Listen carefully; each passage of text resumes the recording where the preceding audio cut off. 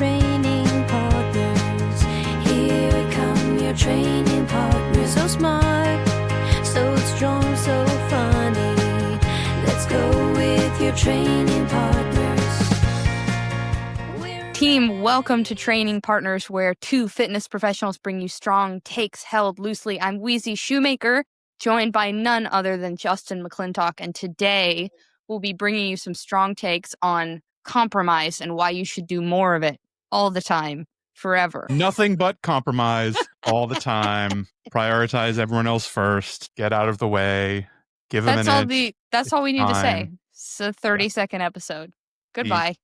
It's our appeasement policy protocol, which has never gone poorly in the past. There's no reason this shouldn't work fine. That's Just right. give him Poland. It's okay. Right. Let's just stop at Poland. Yeah. Everything's going to be okay. Well, this has been really fun. Thanks, Justin. That was it. We're canceled. We're out of here. Later, guys. How you doing, friend? Dude, it's been a fucking week. Yeah, you're having it. I'm having it. There's some stuff you don't know, too. So for anybody listening, my son has all of my pension for social justice and none of my emotional regulation, which some could argue is low to begin with. And a friend broke the rules last Friday at his summer camp, and he made sure to tell the friend that. And the friend stomped on his feet, and then Walt punched him in the face. So he was suspended for 3 days from camp. And then, of course, woke up on Thursday with an upset stomach and had to keep him home on Thursday as well. So today is the first day my oldest is in care. Jack, who is my youngest, on Tuesday, woke up with a fever, limping, and holding both his ears and his mouth. He has an ear infection, he's cutting molars, and maybe he has a broken ankle. We're not sure yet. Over the weekend, we had a tree fall in our backyard. It's like a 100-year-old silver maple. A pretty substantial branch came down. Thankfully, no damage on our house. We have a big enough property. It did damage the deck a little bit, but it did take like 16 hours of manual labor to take care of on a really hot weekend that we'd planned to just kind of loaf about. As of yesterday, we thought maybe Ted has ringworm. So, Sorry, Ted. That's just not what I expected you to say. Right. And it's really warm. It's hard to see clients in a not air-conditioned space and then expect to do anything else meaningful for the entire rest of the day. You know, you try milling about in 90 degrees for 3 hours and then see if you could sit at a computer and focus for the rest of the afternoons. And like look presentable and all of those things. Right. Yeah. Right. I mean, technically you are not in a non-air conditioned space. It's true. The front... You're in a space where they refuse to turn the air conditioning on, which is different.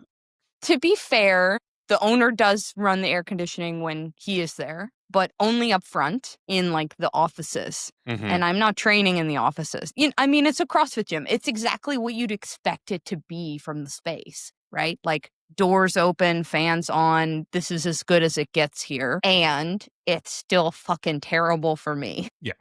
And I have to work here. I'm not just coming for 55 minutes.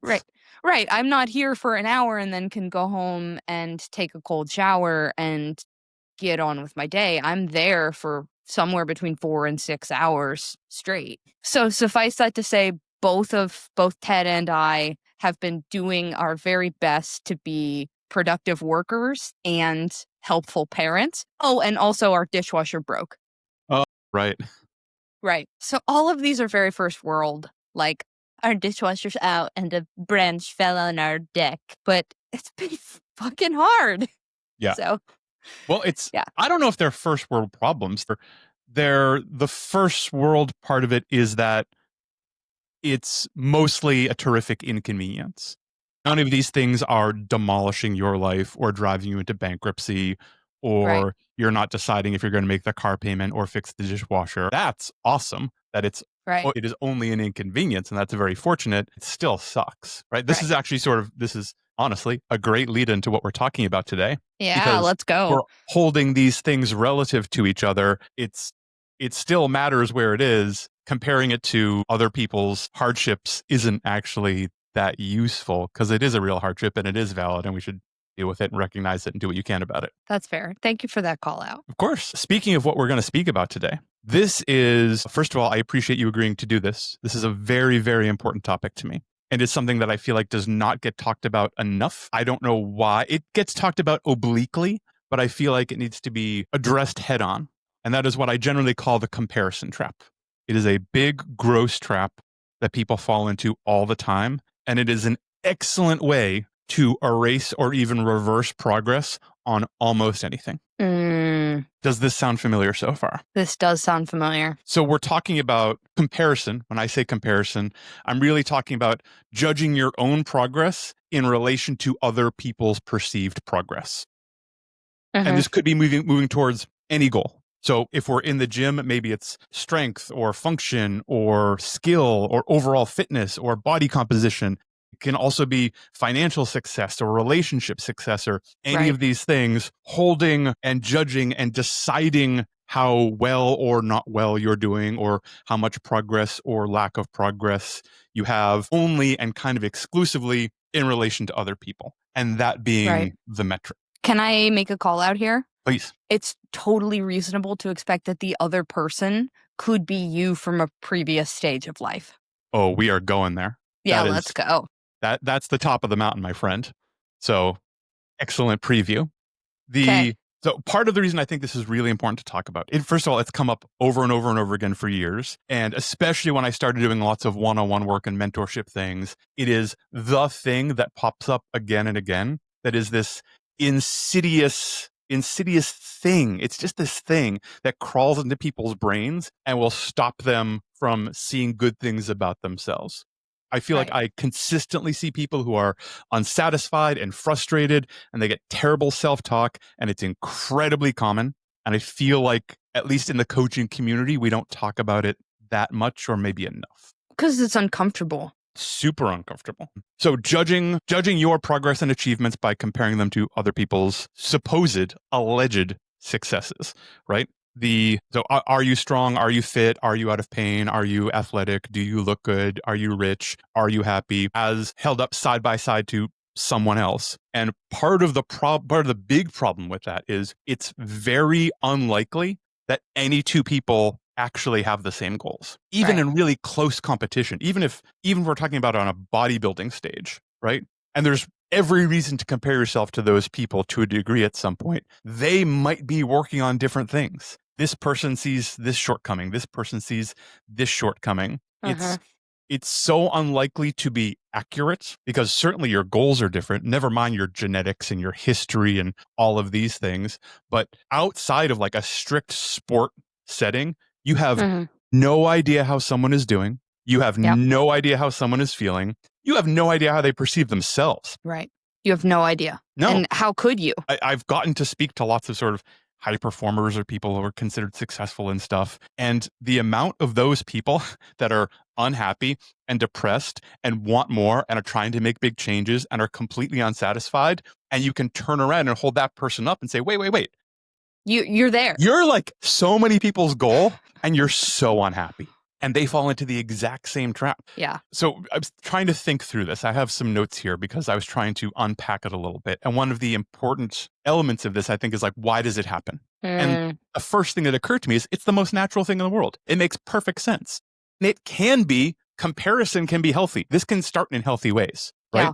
This could be, I imagine you've heard the term that if you're the strongest one in the room, you should probably find another room. Yeah. I believe that to be true. Being around other people who are doing cool, amazing, interesting things that you aren't able to do yet or that you aspire inspiring. to. It's really inspiring. It's motivating. It's the kind of place you want to be. It will literally make you stronger. Like I was at a gym where I was the best deadlifter and I was deadlifting like 365 or something. Yeah. And I moved and I joined a gym and these dudes were deadlifting 650. And I was like, I didn't think that was real. I didn't know you could do that. And my deadlift went up like 100 pounds in the next 3 months. Right. I was the strongest. Right. Why would I work on this? I'm incredible. Oh, there's so much that can be possible. Right. We need to find a bigger pond. Yes. And similarly with comparison, like it can be part of a community, right? I'm trying to, I'm racing my friend in a workout. I'm comparing directly. How fast can I do these things? How much weight can I move on this movement? That can be accountability from others. That can be the thing that keeps me coming back. That can be an important part of my social outlet. Being on a team or a club or playing a sport working alongside others, you are going to compare yourselves. Wow, that guy, his like base running is really solid. I need to get better. I'm not good enough. I'm going to get better at this and learn how to do better because I can make the team better if I'm better. So Right. comparison in and of itself isn't necessarily bad. I think one of the big problems is when it becomes the only mark or maybe the overriding mark of progress. How am I doing in relation Relative to other something people? else? Which again may not even be true. The thing I'm comparing myself to may be a lie. Hello, social media. It becomes an impossible goal. And now I've put myself in a place where I can never win and I'm chasing something that might not even exist. So goals are important. I think metric goals are fine. I'm not telling you you can't have goals and you can't want to be faster, or get stronger, or do X in a workout, or run a race that fast. All of that is totally fine. Wanting to win is great. Competition is healthy. But you also need ways to measure and judge your own progress here and now, independent of what anyone else is doing. Right. I remember one of the years when I was still CrossFitting really heavily, I had a goal to be top 3 females in our gym at the Open. And Sure. then somebody ultra competitive, much better than me, joined the gym. I was like, fuck, What? that's not fair. Right? That's not fair. What the hell? You just changed But it's everything. totally fair. It's Yeah. totally fair. That was a stupid goal. And well, it was wanting.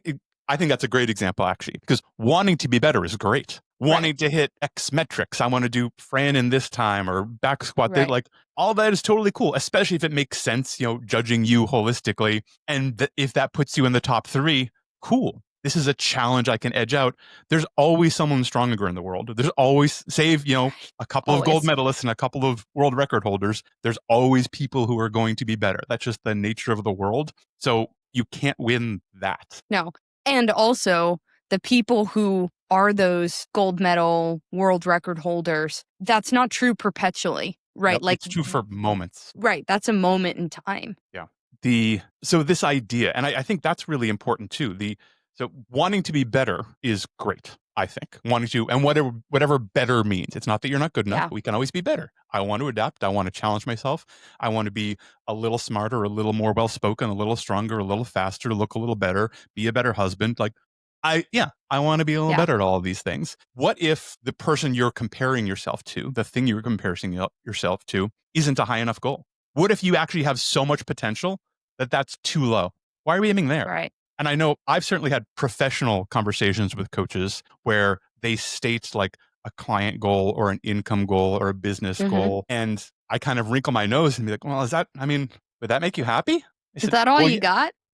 Yeah. Sometimes they'll come back and say, well, if I made this money, I would be the top earner in my gym by a bit. Totally legit.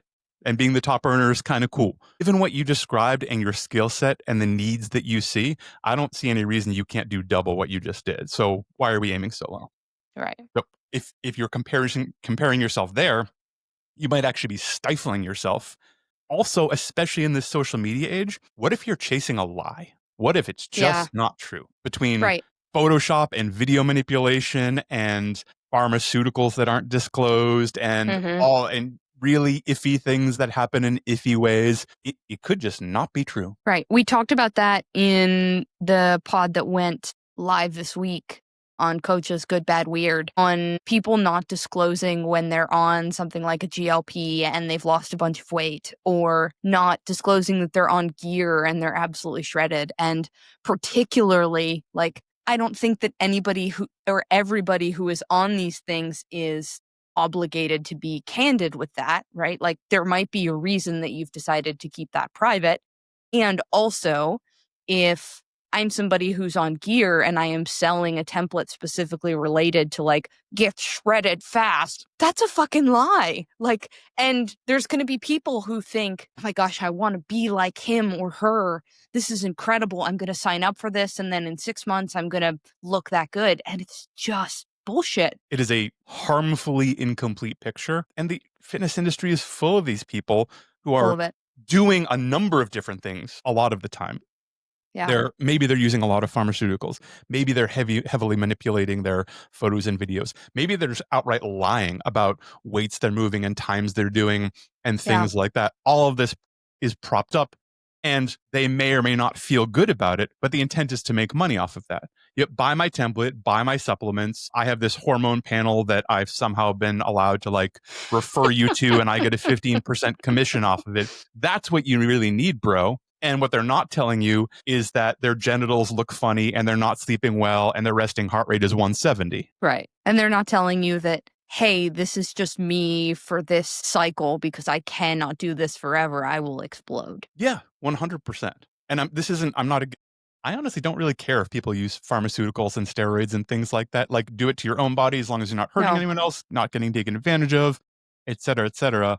But what we're talking about is actively doing harm to other people. And it is easy to fall in this trap, especially if you follow these kinds of people on social media and things like that, that you start comparing yourself, pardon me, in relation to something that isn't even true. Or certainly, you know, a tiny sliver. You're getting like a bit of a highlight reel that's been really manipulated. And that's not a thing anyone can achieve, including that person. That person hasn't achieved it either. Yeah. This is not real. So you don't need to aim for it. The worst version of this, we referred to it earlier. There is one person. I strongly believe there's a single person who is the worst person to compare yourself to. We have a winner, and that is past you. Yeah. I've been stuck there. It's so common. And it's a huge temptation. And honestly, I think it's something that certainly all coaches, but all people need to be on the lookout for. Yes. And we're looking at past performances, past skills, past feelings, past body composition, past anything.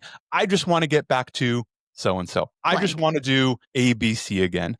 I just want to do all of that. It's so insidious because it feels like you, but it's not you. That person doesn't exist anymore. Yeah. That person's gone.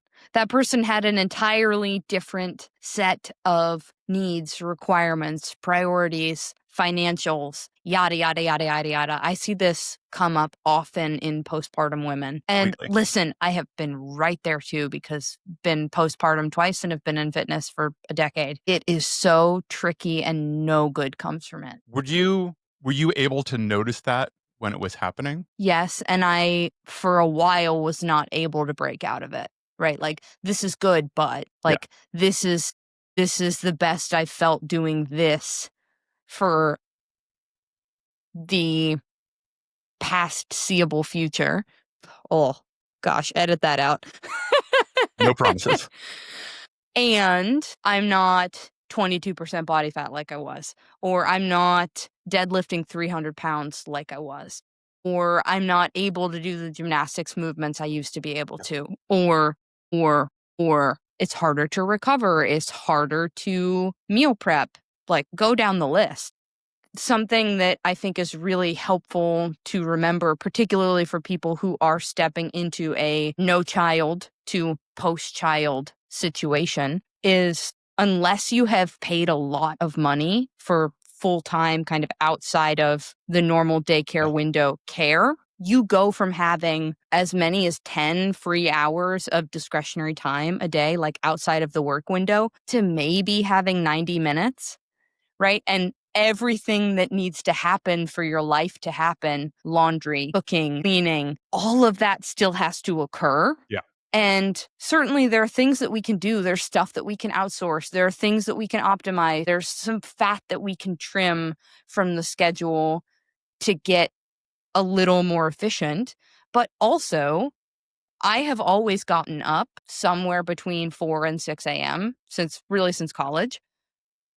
If I don't need to clock on until 9 o'clock, that means that I have somewhere between 3 and 5 discretionary hours in the morning. And if I log off at 5 and I go to bed at 10 o'clock, I've got another 5 hours of discretionary time. Okay, what happens when my 2-year-old decides that he's going to wake up at 4:30 for 6 months, and that you're going to be like basically crawling to bed at 8:15 with the older kiddo?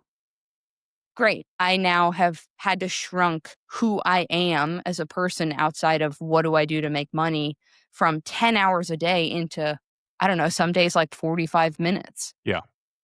Right? Like it is such a disservice to compare that person prior and what she was capable of to what I'm capable of now, because they're not the same fucking people. Like, they're not even close. If you were to put a list of like, here is what these two people do and what they have time for, somebody would say, oh yeah, that those are different people. Like, yeah, that's true. Yeah. And what would and first of all, that was very eloquently laid out. Thank you very much. You're welcome. Anyone, certainly anyone outside of the person it's happening to, it would be relatively easy to look at those two people side by side and say, well, of course, like this person, they're not, you shouldn't even compare these two. Why would you? This is very silly to compare these two. Right. This person is doing this and has these athletic achievements and has this recovery and is eating like this. Yeah, no shit. They've got, look, all the time. I know, I imagine you've heard this too. Like, yeah, if I worked in a gym, I'd be fit too. Like, all you have to do is work. That's a whole different discussion there. But that's a lie, folks. But we've both heard people and had it happen to ourselves. I've absolutely had over and over again. I've fallen into this of saying, well, I used to be able to do this. There's no reason I shouldn't be able to do it anymore. I need to get back to that. I need to recover these skills or this athleticism or this body composition or this level of success. And when you unpack it a little bit, you realize how silly it is because they are radically different people. Right. Yeah.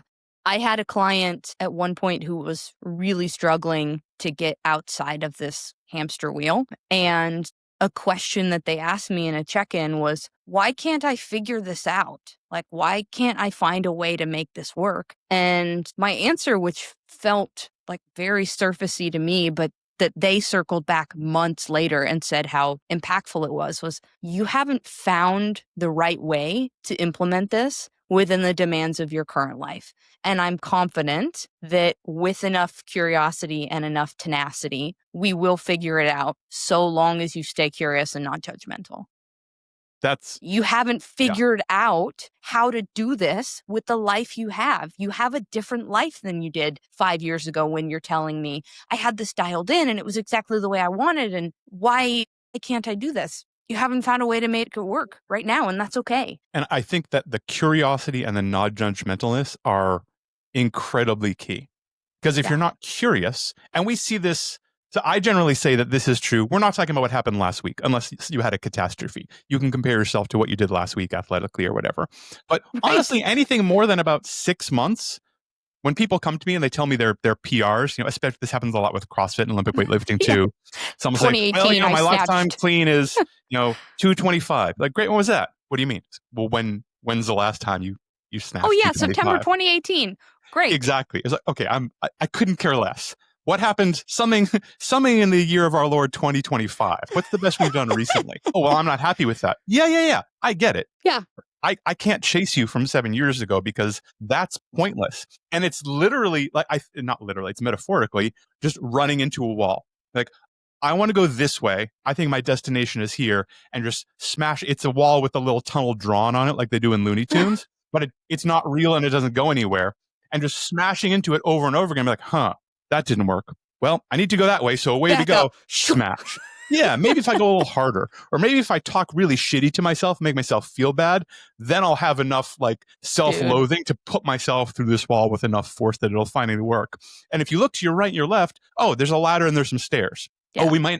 Going through might not be the option. There's a different way, and there's lots of ways to accomplish stuff. And I'm not saying we can't accomplish all kinds of cool things, but if you're chasing the past, it is a closed-end loop that only ends with you feeling bad about yourself and not making progress.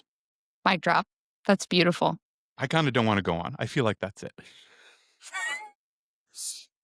I have I kind of sketched down a couple small tips because the end of so what the hell do we do? Give us some tips. Yeah, it's all well and good to say don't do that. You say, okay, well then what? Yeah, exactly. Bad.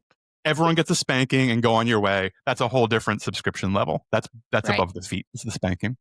That's free feet. Free feet. Exactly. So what do we do? And the first thing is recognizing it.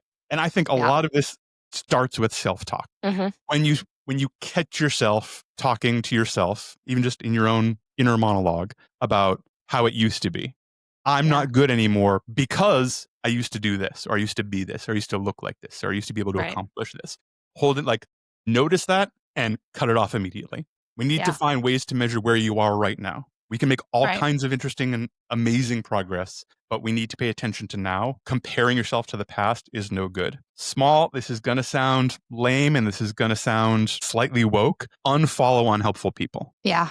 Or if you feel that there will be something negative that happens if you unfollow them, go ahead and mute them. Yes, completely. Mute, silent. But if you notice that things are giving you feelings every time you see this person's posts, you feel even a little worse about yourself. I'm not doing the thing. Get it out of there. Not only is it Even not if that's serving one of you, us. completely. Yeah, Weezy's been muted for months. Oh, wait. What? No. That's not true. But I have all kinds of people muted because I realized, I was like, you know what? You're making me feel a certain way, and there's no reason I need to feel this way. Yeah. Mute. And maybe I'll meet you later. Maybe I'll have more capacity for it, or maybe you'll change your mind. We had, without divulging anything else, you and I just had a discussion about 20 minutes ago with someone who I had muted for a while, and now they're not muted. I was like, oh, look, someone changed their tune. This is cool. I'm gonna unmute. Wow, look at that. My new life goal is to be so egregious that you mute me. It'd be amazing. I'm sure there's something. Well, let's not start that. What could I do to exactly. infuriate Justin McClintock? It would have to be so bad. Yeah. On the point of self-talk, as a coach, if you're a coach listening to this, there are some things that you can be on the lookout for related to your client's self-talk. And I'm really attuned to things like just or still, right? Particularly if you work with clients remotely and you're not right there with them in real time, the notes that they leave can be windows into how they're feeling, right? And so I just this week, I don't want to say called somebody out because it's not like a disciplinary action, but hey, can I encourage you to think of a different sentence here? Because this sentence puts you against yourself. And I want you to think about this exercise. What's me on my own team? And there were some questions about, what do you mean by that? Okay. The idea that, hey, I'm still at 20s is not helpful, right? From a more neutral place, hey, 20 was the right weight today based on the RPE. Great. That puts me and my body on the same team rather than like, oh, fuck, I'm still stuck at 20s, which was not the way that this person said that, certainly, but it can be a breadcrumb trail to I am starting to compare and doubt my progress and going down a pathway that is unhelpful. So if you're a coach listening to this, being on the lookout for those things so that you can halt them before they become a real problem can be so key. Those, I think of them as diminishing words a lot of the time. Yeah. And I will jump on my kind of first thing I say is, hey, we don't diminish our own achievements around here. When I hear someone say only or just or still or merely or anything that takes the thing, which is just information, right? I'm not saying it's good, bad. I'm not saying it's a success. It might be a failure. Don't say it's just information, Justin. Right. We could be down to be frustrated about it. I'm down, but only, like, what do you mean only? Only in what? And that kind of, this is a little bit of a side tangent, but I think it's really important because this comes up all the time, and especially in group environments, but anytime where someone talks about their stuff, you diminishing your own achievements is incredibly damaging to the person who you don't even know them. They're in the corner and they're listening to you and you are their goal. They are excited to be in a room because you're stronger than them and you're faster than them, you're cool, and they want to be like you. And when you say, yeah, I'm still at the 20s, they go, my God, I'll never get to the 20s. And that's still not good. And they're still not happy. What's the point of any of this? Why would I try so hard and get there and realize it's still not making people happy? Why should I bother with any of this? Like, diminishing your achievements hurts you and has a ripple effect. Right. Or can get that person into the mental thought train of, then what do they think of me? Particularly if you're a coach, right? If you're just an athlete, if you're an athlete and you're having these kinds of words come out of your mouth, we would still encourage you to stop that. It is even more important if you coach people in any kind of capacity that you not speak this way, because it is possible that that is shooting your ability to get the right kind of clients in the foot, because they're wondering, gosh, they're lifting 40s and they're still pissed about it and upset with their progress. They're going to think I'm a total weenie. Great. You just lost maybe an ideal client. Yeah. And I've seen coaches with the best of intentions. I'm thinking of a couple of different people right now, but I imagine you've seen people post the this is me relaxed. This is me flexing in great lighting and Sure. trying to put across the very accurate message that there's a lot that goes into a picture. There's, people can look one way or a different way. But I've seen several coaches do this, and they're like, relaxed, not great lighting photo is a pretty banging photo with like abs and striations and like what lots of people will never be able to achieve no matter how hard they try because of amazing genetics too. And it's so hard for me to not be like, I don't think you're doing what you think you're doing. I don't know. I don't know if you weren't able to fully embrace this exercise, or your brain is so broken by comparing yourself to yourself that you think that photo is like flabby or ugly or not amazing. But this isn't helpful because you're pointing to that and being like, God, imagine if people thought I looked like that. That would be terrible, wouldn't it? That would be terrible. Yeah.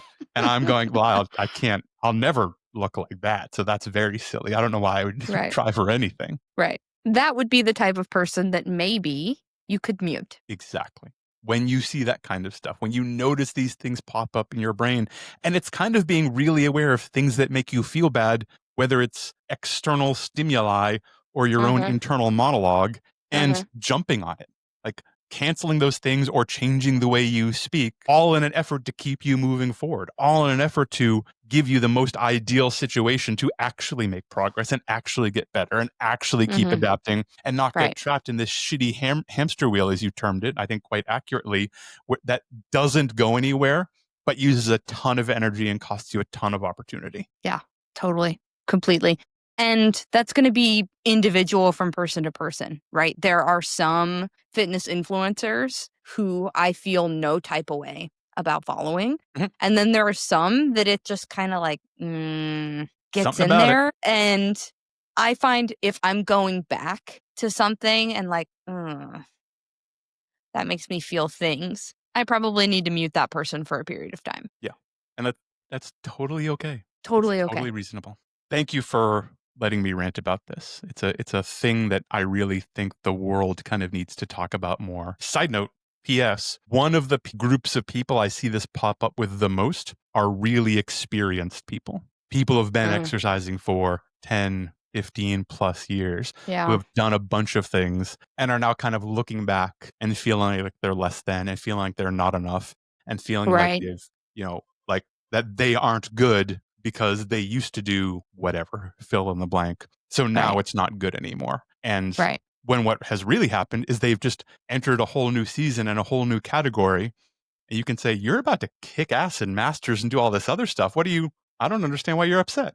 I genuinely don't see what you're talking about. You're trapped in a tiny little tunnel and you can't see what's around you. Yeah. I worked for a boss at one point for a very short period of time who was a decorated athlete at an international level. And I recall them talking back on that and saying effectively, like, there's absolutely no way that that'd be possible now.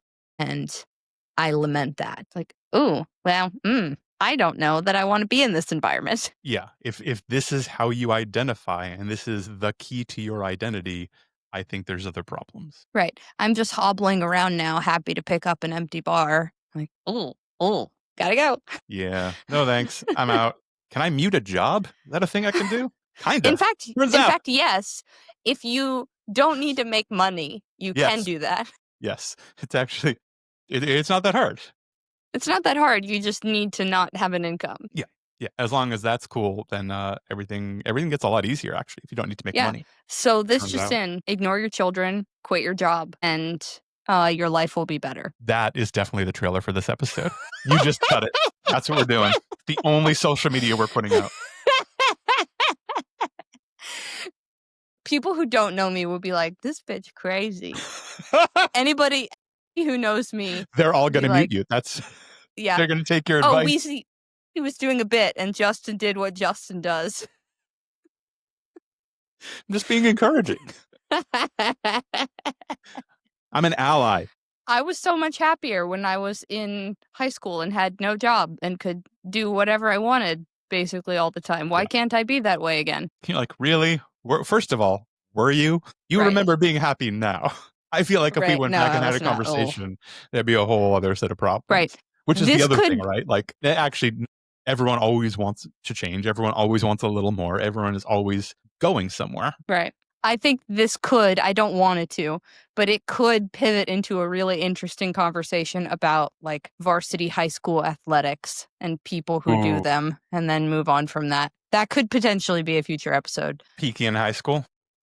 Right. And like wearing your Letterman for the next 30 years. Oh my goodness. Yes, that's a whole, that could be a whole other episode that I will definitely get myself canceled, but I would be excited to do.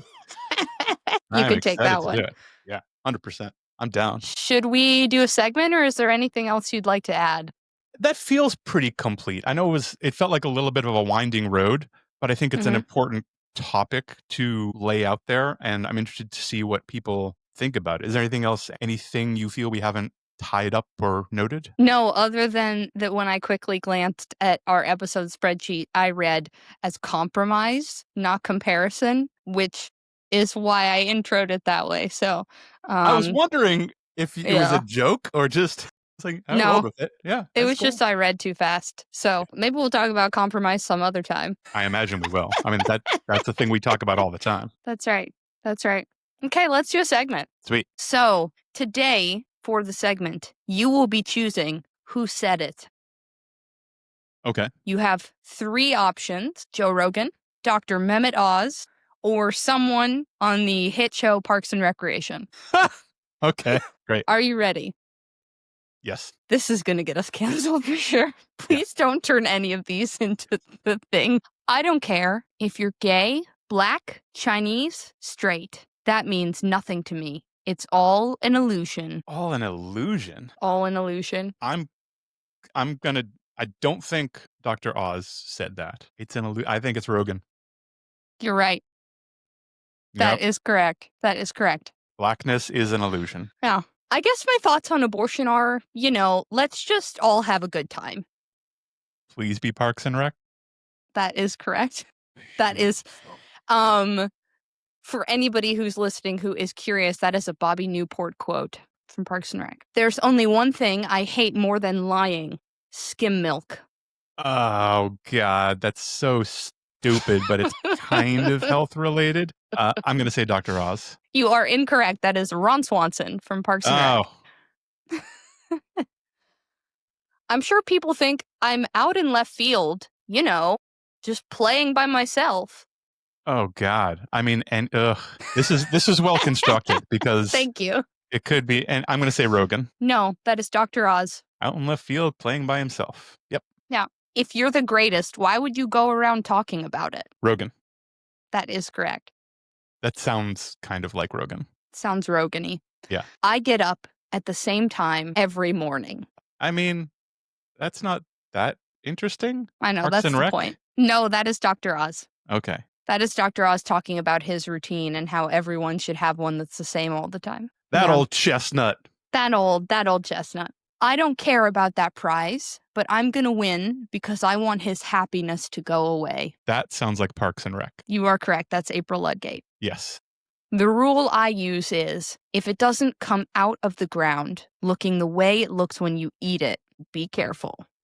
Which kind of stupid is it?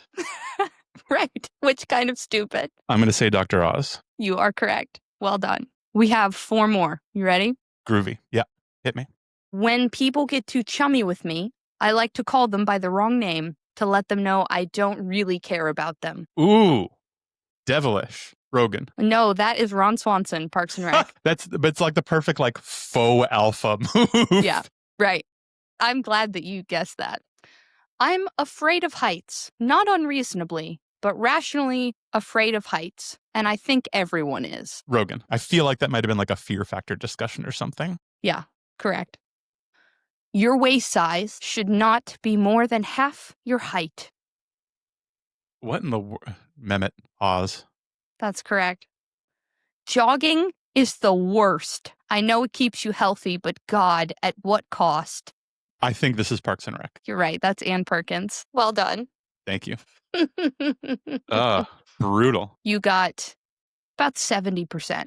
We'll give you that. I need to obfuscate a little bit, but I know someone who used to work kind of with Dr. Oz in the same health system kind of thing. And everyone said he was a brilliant surgeon. And as soon as he started getting famous, not a very nice guy. I worked at we'll change the name. I worked at one of the vitamin places where you can acquire protein powder, vitamins, etc. And anytime that Dr. Oz would talk about something, it would sell out. Yep, always. And he would wing to different supplement every week.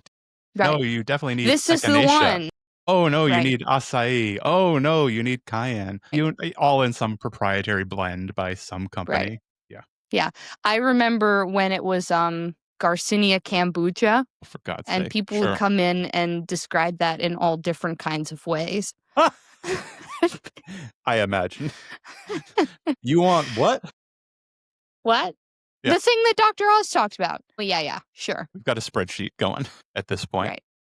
Right. Mm-hmm. Well done. Thank you. Anything? Thank you. That was fun. I'm glad you enjoyed it. I Yeah. enjoyed making it. I am a big Parks and Rec fan. That's like one of my comfort. Brilliant. Could kind of go back to any time. Yeah. Evergreen, completely brilliant. Right. We watched Parks and Rec highlight reels in labor both times. Really? Mm-hmm. Yeah. Oh, that's beautiful. Excellent, like happy endorphins. Second time around, we also watched Hamilton, and the nurse would come in and see me like bopping around the room. Like, I see she's not ready. And like, nope, goodbye. Not yet. You'll know. You'll know. Yep. Well, this has been fun. Anything you'd like to say to close? No, I think we're good. This was a lot of fun. I am excited to see if this comparison thing, the comparison trap, resonates with people. I would love to hear about it. Because I hear about it from people all the time and have built like a little mini career pointing it out to people. So knowing that it's common and knowing that it happens all the time, I hope will be helpful to folks. And I'd love to hear about it. Yeah. And if you feel horribly disappointed at the route that the episode took after I said we're going to be talking about compromise, let us know and we'll talk about compromise. I kept waiting for them to get to compromise and they never did. See, we're not compromising on our episode themes. Nope, not at all. Plowed Not straight ever. through that one. Not once, not never. All right, gang. This has been Training Partners. I'm Weezy Shoemaker, joined by Justin McClintock. This has been a joy. We hope you agree. We'll see you next time. See you next time. Here come your training partners, so smart, so strong, so funny. Let's go with your training partners. We're ready to shine together.